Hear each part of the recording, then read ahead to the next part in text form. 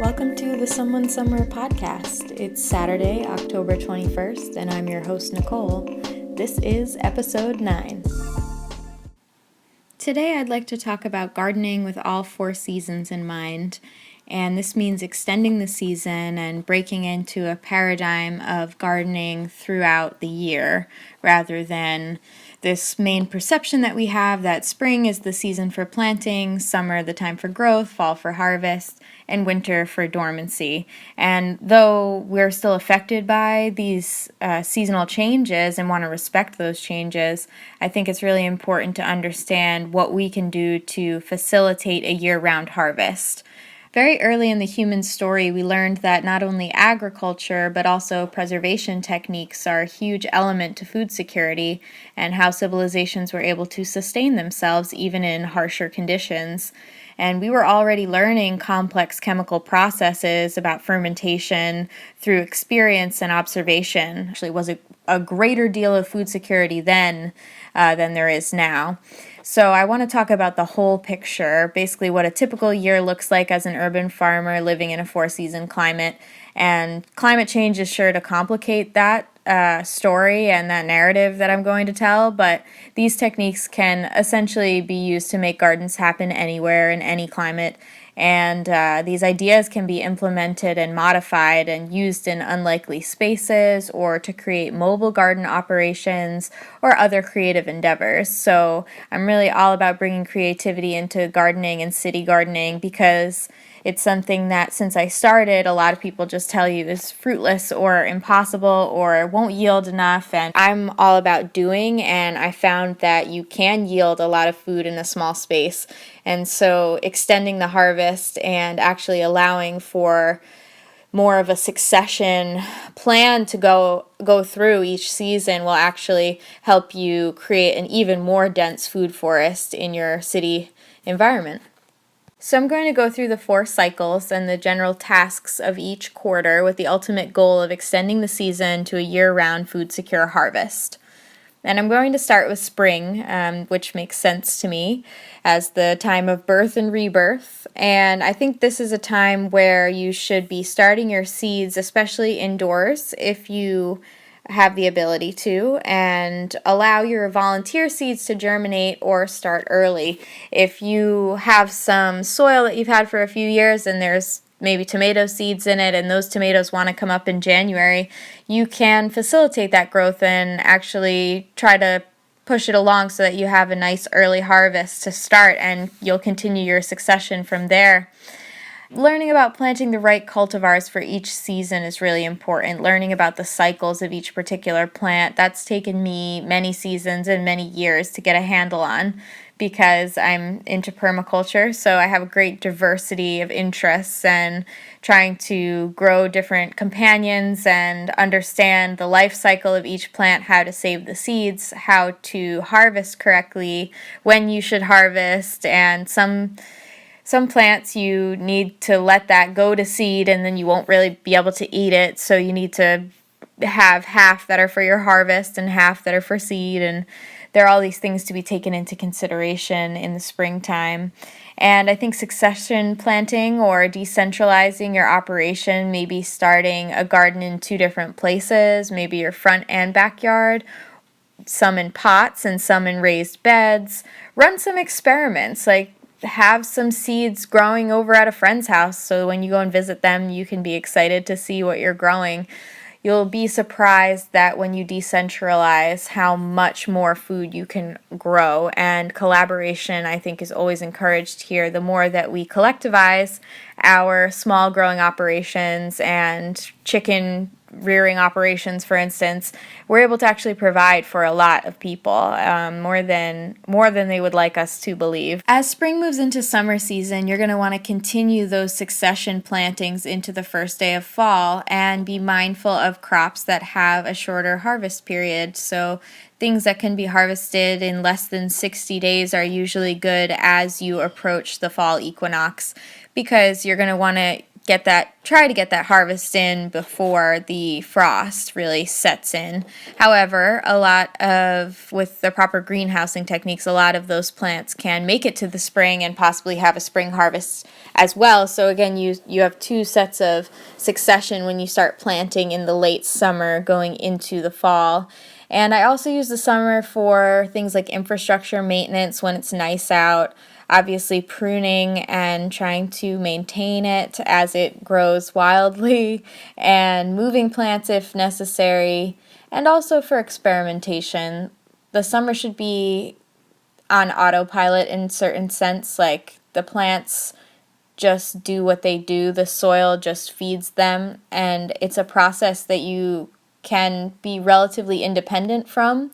And that's what we want. We want really low maintenance gardens. So when it comes to the summer, you really want to be at the height of enjoyment and not at the height of doing a lot of hard labor while it's really hot out. And that's the nice thing about creating these habitats that sort of have their own ecosystem and their own balance from the soil going forward, including the fungi and the insects and the microbes in the story of everything, can really allow you to take a step back and it will just grow. And that's a really beautiful thing about the summer season.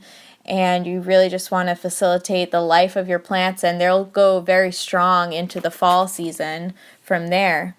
And then just when you think that you're relaxed and, like I said, enjoying the summer, autumn comes up really quickly. And then it's like this countdown to when it's going to get cold and when the plants are going to really stop their growth, because they've been in rapid growth mode and now they're in fruiting mode and they can feel it coming on. So how do you continue extending the season?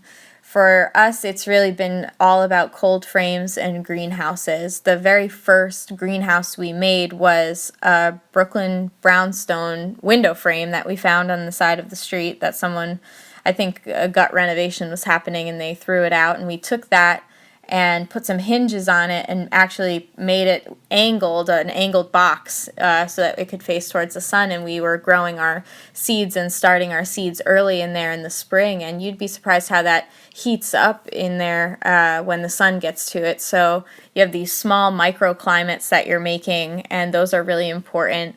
We also immediately got a UV treated tarp and created our first PVC greenhouse.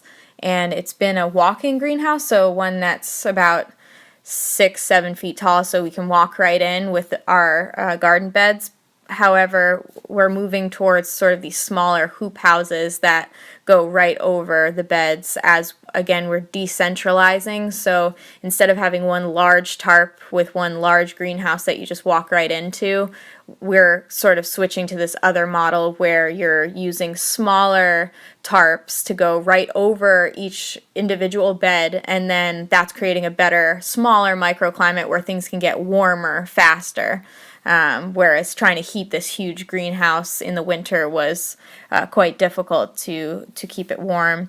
So that's another really a huge thing that sets in during the autumn. You really want to focus on how to keep it warm and stop frost from really shocking and killing your plants so that you can get the most out of your harvest, because we still have plenty of tomatoes out there that are green and I would like to get them to ripen on the vine if possible. So the greenhouse going up in a few weeks is going to be huge for that, and they should continue producing along with the squash and some other things for a while. And we also have some lettuce going, some root vegetables like beets and parsnips and turnips and carrots, and all of that stuff will benefit from this microclimate and just a little bit more warmth as we go into the autumn season. And again, fall is a really busy time because you are also focusing on taking in your harvest, the last of everything that is coming in, drying the herbs, canning things, pickling things, fermenting or infusing oils, trying to preserve and be creative with your preservation. so that you can make the most of everything you worked really hard for. And I also think of it as this time to sort of, we got to get to spring. There's not going to be a whole lot of growth going on, so we have to take what we have, make sure that that's available to us all winter, and then, the winter palette will happen of soups and stews, and you'll want those herbs then, even though they're dried. So I bring in a lot of my potted plants during this time, things that aren't frost tolerant and are going to get shocked. It is nice to bring them in so that they can acclimate to inside, and you might be able to extend their life by some weeks. Eventually, when it gets cold enough, they will, the annual plants will die, but that's okay. You want to bring them in, make sure they're not buggy, collect the seeds, dry the leaves, and really, keep the most of your harvest. And then the last pretty huge task for the autumn season is to do a lot of your soil production during this time. If you think about it, trying to get these microbes and encourage them to come to your soil and live there and reproduce there and eat there, that is a task that takes a lot of time. And you can measure the amount of them by the amount of heat that's coming off your compost pile. So you have a pretty good indicator of whether your compost pile is alive or not. Now, if you are doing a cold compost, I've said in a previous podcast that it will take you much longer to break down your material. But if you're planning on planting in the spring, like most of us, the fall is the perfect time to build up your pile. So save all of your food scraps, get your leaves together. If you see your neighbors throwing out bags of leaves or sticks, grass clippings, all of that, build your pile, get it going, get it hot.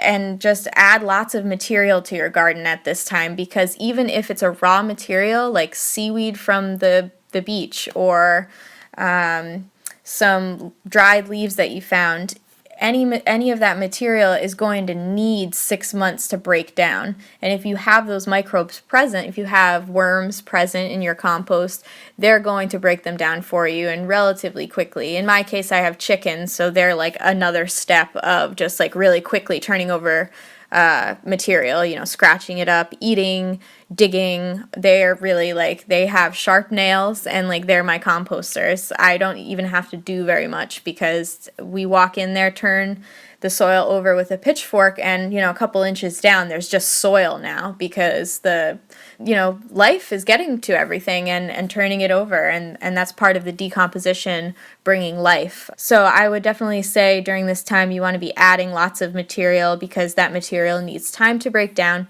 and you want it to be ready for spring. And that way you're not fertilizing in the spring, because you want your nutrients to be in a plant soluble form, and they will be if you developed this microbiology going on underneath the soil. But again, that takes time, so it's good to start exploring that now. And it's really fun to build a compost pile and watch it steam after a few weeks, because that's how you know that there's a living habitat going on underneath that pile. And it's also, nice and cool out, so it's very visible and easy to observe. You don't even need a thermometer necessarily. You can just turn the pile, watch the steam, feel the soil. You can feel the warmth come right off of it. And that's a good indicator that, your material is going to be really ready for you next spring to sift and spread onto your garden. And then that is going to be that's better than any Miracle-Gro that you could ever get, because that is the ecology going back into the soil. That's soil remediation, and that is the first step to any growing process. If you are really about regeneration, that is the only method that's going to get you there. Then there comes the dead of winter, and I'm talking about maybe December to March where I am on the East Coast. And that fluctuates depending on where you are, obviously. But during the winter here, I definitely see a lot of other tasks become important and possible during this time. But as my garden gets more sophisticated, I'd like to utilize more biothermal dynamics. And this means heating garden spaces and keeping the soil warm with creative practices that utilize biothermodynamics. That may seem like a complicated task, but it could also be some simple techniques. We've seen people use hot stones or terracottas heated by candle that emit slow amounts of heat. We also experimented with garden design and abutting a bed to the chicken coop, which has some heat emanating off of it in the winter, I'm sure. So we'll see how that goes, along with the greenhouse on top of it. And just starting earlier in the spring, making the winter the shortest, the period of dormancy the shortest amount. So you could even start in late February if you have the right conditions, and it seems like things are going that way. Usually, if you have good compost, even in the depth of your beds, it might not freeze over. The worms and everything living down there might actually have enough heat in the center of the raised bed to actually keep the soil soft all winter, and I've definitely experienced that. The ground outside may be hard, but when I go in the greenhouse, I can dig right into the raised bed, and it's not frozen over. So that's also really good for starting earlier in the spring to get things going. And then there's a time for planning the garden and designing your permaculture and thinking about the organization of things and really learning and reading about new techniques. And books really opened me up to a lot of things. Conversations with others and other farmers opened me up to a lot. So during the winter, when you have a little bit of time to explore what next season will be like, it is good, I think, to plan that during that time and really take that time. There's something to be said about saving snow and water when possible during this time. Usually this is the time where most places get the majority of their rainfall or snowfall. So all of that will be soaked into the ground, but if you are concerned about water, it's definitely smart to start with a tank and to start collecting some of that water to be used later. And the ideal operation with your beds would again be returning the ecology to the soil so that it holds water, it holds moisture better, and you have to water it less. So again, you might only need the amount of rainfall that does come, or you may need to supplement only a little bit because you have really strong soil architecture that is allowing water and air to move through the soil, but also allowing that to be kept. And that also comes from really good mulching as well. If at all possible, some of these plants, especially the root vegetables, should have greens that can either be juiced or eaten, sauteed, or raw. They'll probably be pretty tough, so probably sauteed or stewed is the best way to eat them. But there's hopefully going to be some supplementing that can be done, or even some growing inside that can be done. I'm excited to experiment with more of that this winter too, and just trying to eat what you can, even if it's just greens or potatoes from the garden during the winter. So we'll see how that goes, and that definitely takes a few seasons to get into. Now, a lot of people wonder, what do you plant in the fall season? And that's a pretty big gamut. I would like to explore that for a second so that everyone can get a better sense of what grows better in the fall. And I would definitely say the first category is lettuces. Arugula does so well in the fall. I plant fall arugula now every time because it's a really consistent source of greens and they're always tasty. Then you have things like beans and root vegetables like beets. You have Brussels sprouts, broccoli, any of the brassicas, cabbages, cauliflower. You have carrots, collards, fennel. Then you have your whole potato section, potatoes, sweet potatoes. You can do all of the onion sections like garlic, shallots, every onion. And there are lots of frost hardy kinds, lots of frost hardy kales available, kohlrabi. You have mustard greens and peas and spinach, turnips, parsnips, celery. It goes on. So you can definitely look up lots of charts that will tell you the best times to plant different things for the fall season, but those are just some of them. And as you can see, there's quite a lot. So you can take advantage of just choosing your 4 favorite ones. And I think growing what you like always motivates you to pay attention and document and watch and observe, and also step in when necessary and move the plant if you think that it needs it. So really just spending time with the plant and learning it and trying to have a relationship with it is usually enough in a season or two to really give you a lot of experiential knowledge. And as far as what is best in the summer season, those are all your classics like tomatoes, tomatillos, peppers, eggplant, corn. Lots of flowers are going to do well in the summer. Most of your cool season stuff is actually your hardy stuff and things that you will find very useful during the fall and winter season, like squash and pumpkin, and all of that stuff's going to come in slowly and one by one, and so you can really take advantage of that and grow that stuff going all the way into the winter, and just letting the squash plant die right outside until it's all crispy and dead, but maybe it has like 3 pumpkins on it, so you have pumpkins for the winter. And that's a really great feeling. So if you ever want to ask me about what I'm growing, you can definitely hit me up and we can talk about it. And I have a list online of the seed share, and there's a lot of different cultivars on there, and many of them are fall season stuff. So if you're interested in getting some, we can hook you up with that. I always find it amazing the strides that are made from somewhere in April to May and September. The sun is so strong, and it just changes everything to have the sun coming back and to be higher in the sky again.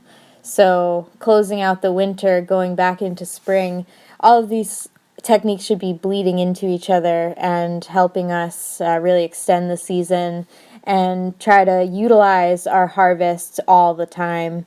And even if it's small amounts, we'll start supplementing, and as we begin to work together, the supplementing becomes more significant and more secure, and there's more ecology and a return of lots of plants and animals, and strong ecology that extends far beyond us and agriculture, but it's more of a way of life and a return to something that I know that I've always known, and I try to understand why I feel so disassociated over time, and trying to live with the earth all year and not to be separated from it. It's a spiritual experience, I suppose, but it's also so scientific and like I really see all of the layers of it. So I hope that you enjoyed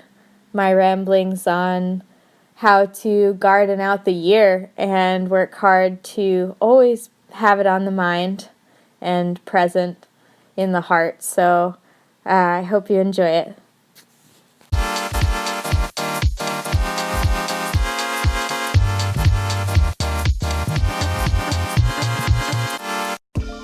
Thanks for listening. If you enjoyed the show, share it with someone. This concludes episode 9 of the Someone Somewhere podcast. Good night.